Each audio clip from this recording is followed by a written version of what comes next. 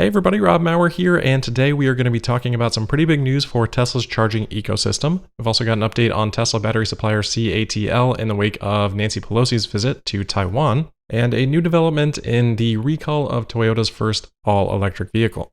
All right, kind of another bumpy day for the stock today. Tesla finishing up 1.1%, closing at $901.76, and although it doesn't really feel like it, this is the first time Tesla's closed above $900 since very early in May. And I say it doesn't really feel that way because we've had a couple days now where Tesla has shot up to, $930, $940 per share and then continued to drop throughout the day.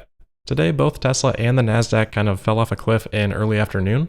Usually it's a little bit easier to tell exactly what causes something like that. In this case, I think a little bit less clear. I don't know, maybe someone has different thoughts on that, but overwhelmingly, the chatter in the markets today centered around Nancy Pelosi's visit to Taiwan. She's the highest U.S. official to visit Taiwan in over 25 years. Of course, the status between China and Taiwan has been a concern in the market, escalated by the events in Russia and Ukraine. And in a move that many are connecting to Pelosi's visit, China has announced military drills in the near vicinity of Taiwan, with the New York Times reporting that that would appear to infringe on Taiwan's territorial waters.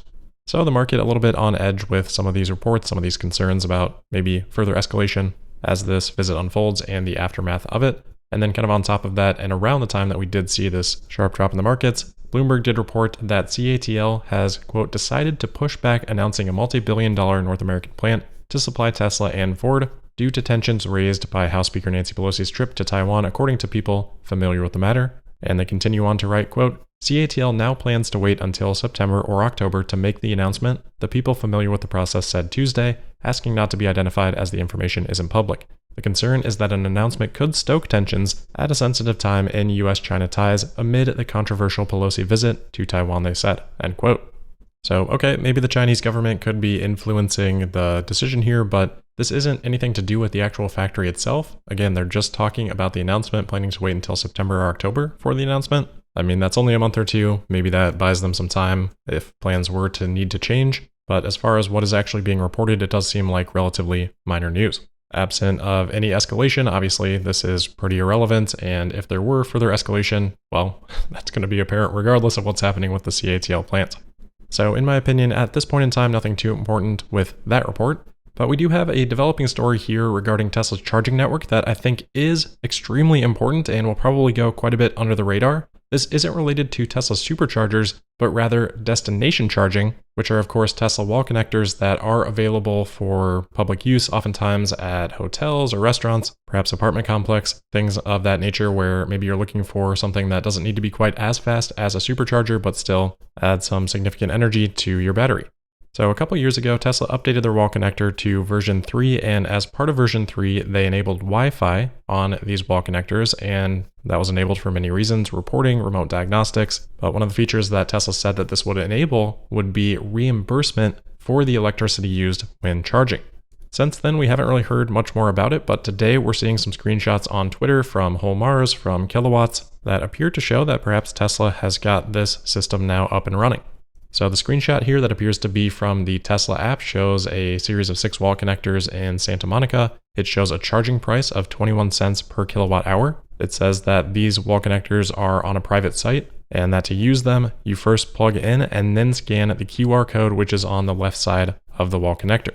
Also, interestingly, apparently this is showing up on the app as a nearby charging option that is open to non-Tesla vehicles. Ryan Zohri on Twitter sharing a screenshot of that. So this is a couple of huge updates all in one here. First off, allowing the owners of these destination chargers to connect with Tesla to be able to charge via Tesla's app and infrastructure for the electricity that the owner is paying for on their site. And then presumably Tesla will go through and handle all that stuff on the back end and either pass those payments along or route those payments to the business owner. But from a customer-facing perspective, this would all just be handled just like normal through the Tesla app. You don't have to deal with 1,000 different apps for 1,000 different businesses trying to get you to pay for electricity. You just roll up and pay Tesla, and then they'll handle the rest. This should be huge for businesses actually wanting to adopt these destination chargers. Not only do you get the benefit that has always existed of attracting people that have electric vehicles to your business, now having the capability to meter that electricity, it's not just a loss leader to attract people. You can actually cover the costs of that. And depending on what Tesla's policies are here, there might be the possibility of making money on the charging itself.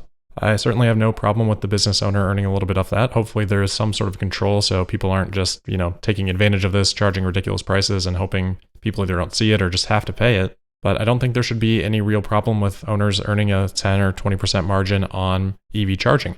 What that would do is strongly incentivize owners to have this available, because the only downside really then would be the upfront cost, but that would get returned over time through the gross margin earned on charging and the additional business from customers that drive electric vehicles. So this could be huge news for the adoption of charging availability like this. Yeah, it'd be great at businesses, at hotels and restaurants, but think about residences too. Think about apartment complexes. My apartment's only got one. I've got to rotate with the other Tesla in the building. I've been trying a lot to get them to add a second one, but until they absolutely need to, they're not going to, because it's only going to cost them money for really no benefit. If they can install these chargers and then, hey, maybe make a little bit of money on it, which I would be happy to pay them, businesses are going to be a lot more amenable to doing that.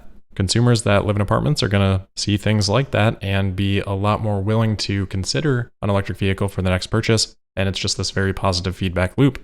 So that alone is exciting enough. Then we take it kind of one step further and we think about, Tesla is facilitating all the infrastructure here, the entire interface, and that is getting routed through Tesla. There's a lot of opportunity for Tesla to be able to capitalize on that as well.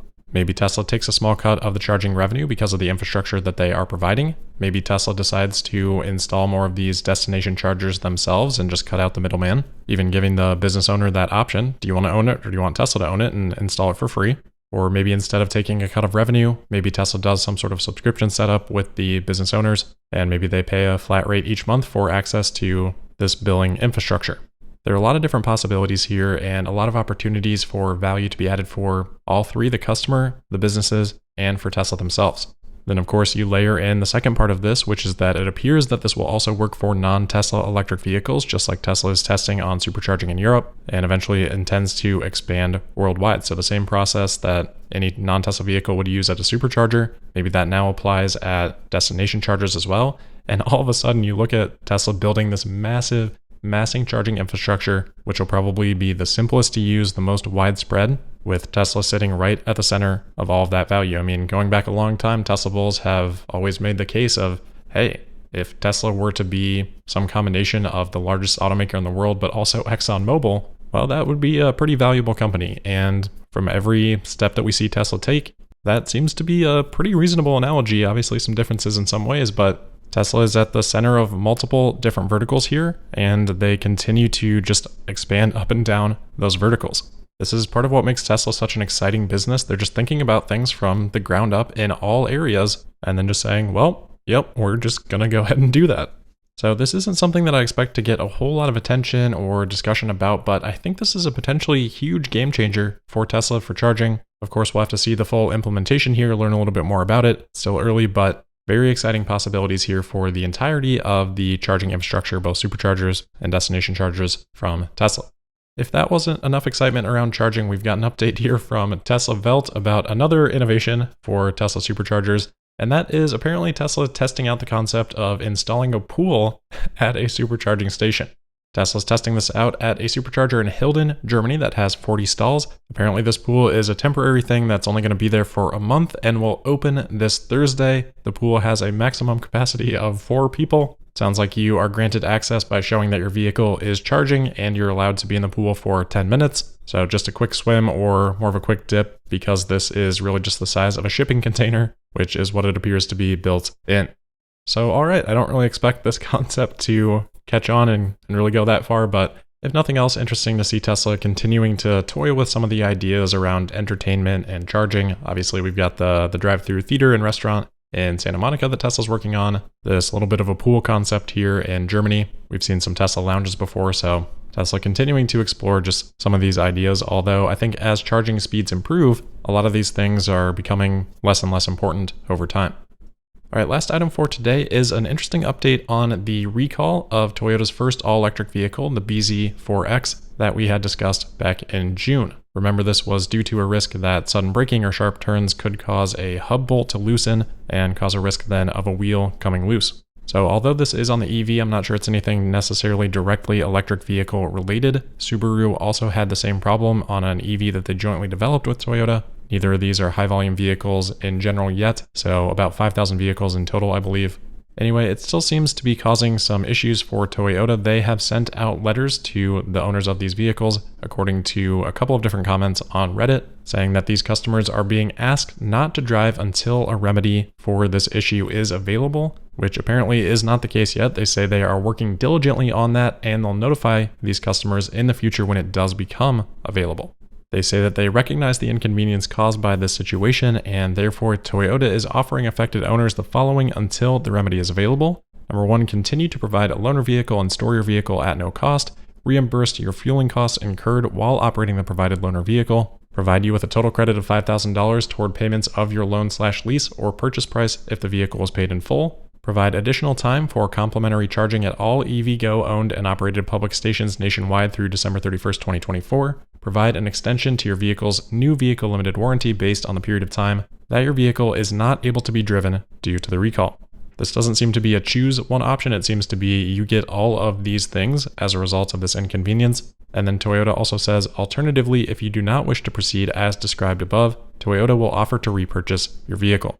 So pretty big mess here for Toyota with their first all-electric vehicle. Again, doesn't seem to be necessarily because it's an EV, but whatever changes in the architecture seem to be making this a very difficult problem for them to solve. I mean, most of the time recall news is overplayed. This is one of the instances where so far it seems to have kind of been understated.